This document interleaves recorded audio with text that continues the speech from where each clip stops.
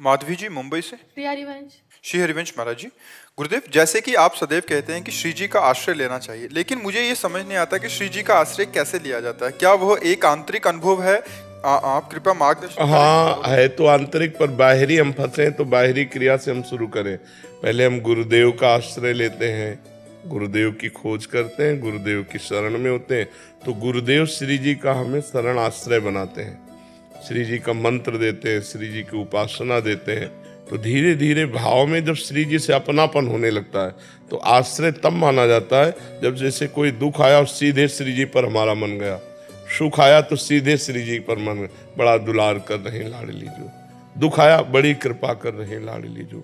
दोनों स्थिति में, दुखद परिस्थिति या सुखद परिस्थिति में, हमारा मन यदि प्रभु में जाता है, श्री जी में जाता है, तो हमारा आश्रय श्री जी का है। अगर किसी व्यक्ति वस्तु में जाता है तो फिर व्यक्ति वस्तु का है। तो ये आश्रय होता है प्रथम भगति संतन कर संगा, संतों के संग से भगवत शरणागति पुष्ट होती है। भगवत शरणागति से हमारा आश्रय दृढ़ हो जाता है।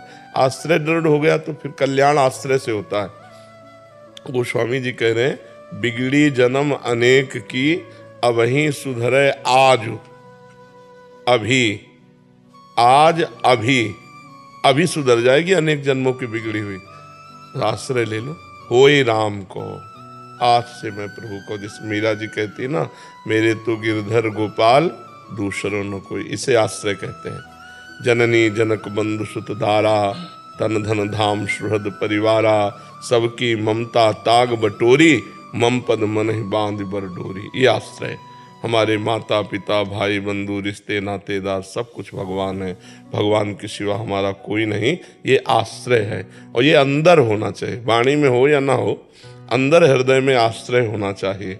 अंदर भगवान का चिंतन, प्रभु मैं आपके भरोसे हूँ, ये अंदर का।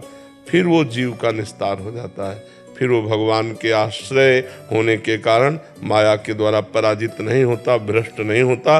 वो धीरे धीरे क्रमशः विषयों का त्याग करते हुए भगवान की कृपा से भगवान को प्राप्त हो जाता है। आश्रय बहुत बड़ी वस्तु है। जब हमारा भगवत आश्रय जैसे जैसे होने लगेगा, हम निर्भय हो जाएंगे, निश्चिंत हो जाएंगे, निशोक हो जाएंगे। हम देखेंगे हमारे दिमाग में बैठकर भगवान वही करवाते हैं जो करना चाहिए, वही बुलवाते हैं जो बोलना चाहिए, वही सोचवाते हैं जो सोचना चाहिए। वो अपनी सोच, बोलने और क्रिया तक का कर्ता नहीं बनता, वो भगवान सब कुछ करवा रहे हैं, वो देख रहा है, सब कुछ भगवान करवा रहे हैं। हमारे हृदय में बैठकर, हमारे माइंड में बैठकर, हमारी वाणी में बैठकर, हमारी दृष्टि में बैठकर सबको पावन कर रहे हैं। वो ये भावना आश्रय, आंतरिक आश्रय, भगवान का आश्रय। आश्रय में बहुत बड़ा बल है। एक ग्रंथ में पढ़ा था आश्रय की बात, कि एक भेड़ चलाने वाला बहुत सी बकरियों को और भेड़ों को चरा रहा था।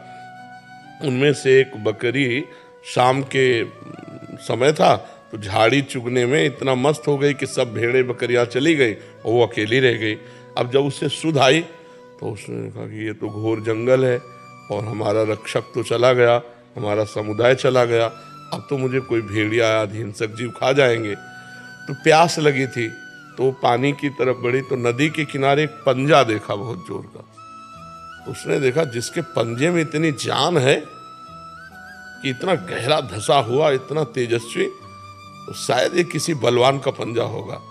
तो पानी पिया, इतने में भेड़िया आ गया लाल टपकाते हुए। बकरी को देखते बकरी ने कहा, ए इस पंजे को देख लो। ये मुझे, जो इसने देखा, अरे पंजा तो शेर का, शेर से बैठल गया, भेड़िया भगा। जो जो पशु आवे, अब उसको तो और विश्वास होता गया ना, जैसे जैसे विघ्न हटता गया उस पंजे के बल से।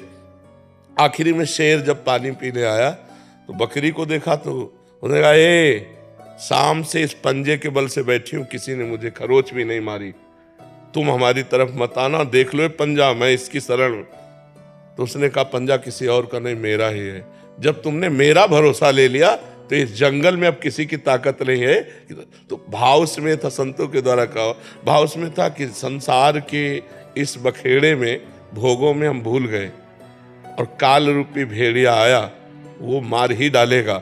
अगर जबरदस्त पंजा भगवान श्री हरि के चरणारविंद, अपार संसार समुद्र मध्य मज्जतो तो शरणम की मस्ती, इस संसार समुद्र में डूब रहा हूं तो किसकी शरण में जाऊं। तो गुरु कृपालु कृपया वदेत श्री विश्वेश्वर पादाम्बुज दीर्घ नौका, श्री भगवान विश्वनाथ जी के चरणारविंद। तो जो भगवान के चरण आश्रित हो गया, मृत्यु काल संकट विपत्ति सब भाग जाते हैं और भगवान उसको अत्यंत दुलार करते हैं जो भगवान के आश्रित होता है। हम लोग भक्ति करते हैं लेकिन आश्रय व्यक्ति का है, आश्रय रुपया का है, भगवान का आश्रय नहीं है। कोई बिरला होता है भगवान के आश्रित। अपनी कामना पूर्ण करने के लिए तो हम कह सकते हैं कि भगवान देखो हम तुम्हारे सहारे, ये काम बना दो, लेकिन भगवान का आश्रय अंदर से होना वो बहुत कठिन है। जबकि कुछ नहीं लगता, केवल हृदय से समर्पित होना होता है। पर वो सुनेरी मैंने निर्बल के बलराम, जो अपने में निर्बलता देख ली, अनाश्रित देख लिया, अशरण देख लिया कि अब मेरा कोई नहीं। जैसे द्रौपदी ने आखिरी बात देखी, अब दांत से साड़ी हटी तो निर्वस्त हो जाएंगे। तो हा द्वारिका आवासिन गोविंद, भगवान चीर अवतार धारण कर। गजेंद्र ने देखा अब कोई बल नहीं, जितने हाथी हाथिनियां थी वो चली गई सब। अब तो जरा से झटके में बस डूब जाओ, हे हरि। वो आश्रय जो अंतिम समय गजेंद्र ने आश्रय लिया, द्रौपदी ने आश्रय लिया, अन्य आश्रय सब छोड़ करके, ऐसे ही जो अन्य आश्रय छोड़कर एकमात्र भगवान का आश्रय, और कुछ करने की जरूरत नहीं। जहां आश्रित हुए तो आश्रय दाता भगवान का मधुर मधुर नाम चलता रहता है, क्योंकि स्मृति होती है। और जहां अंदर से स्मृति हुई, देखो बैंक में रुपया रखा है, तुम्हारे पास तो नहीं, लेकिन स्मृति में तुम्हारे बैठा है और उसी का एक गर्व बना रहता है, मेरे पास इतने। और जिसको जहां जैसे रुपये का अपबल, तपबल और बाहुबल, चौथो बल है दाम, सबसे अलग सूर किशोर कृपाते सब बल, हारे को हरि नाम। जो भगवान के आश्रित हो गया तो जैसे लोभी पुरुष धन का चिंतन करता है, कामी कामिनी का चिंतन करता है विवश होकर, ऐसे स्वाभाविक भगवान का चिंतन उस भक्त के हृदय से होता है जो भगवान के आश्रित होता है। तो ये भगवान की भक्तों की कृपा से भगवान का आश्रय मिलता है, और भगवान का आश्रय मिल गया तो बहुत बड़ा सहारा हो गया।